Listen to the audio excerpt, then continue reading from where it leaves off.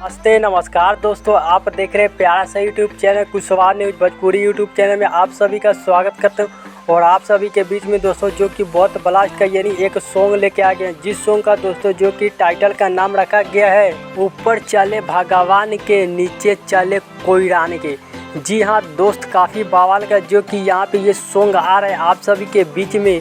कब आएगा और किस कंपनी के जो कि माध्यम से ये सॉन्ग को रिलीज किया जा रहा है। जितने मेरे भाई कुशवाहा समाज के इस वीडियो को देख रहे हैं तो इस वीडियो को ज़्यादा से ज़्यादा शेयर कीजिए, क्योंकि आप सभी के बीच में तहलका मचाने के लिए फिर से एक सॉन्ग आ रहा है दोस्तों।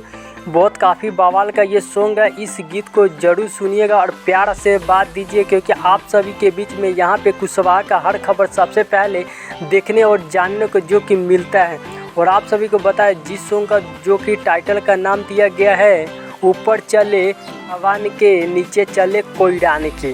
अमरजीत आनंद इस गीत को गाए हैं जो कि और इनका साथ दिए हैं पलक राज, जो कि दोस्तों इस सॉन्ग में इनका साथ दिए हैं। और ये सॉन्ग आप सभी के बीच में जो कि ऑडियो सॉन्ग सुनने को मिलेगा।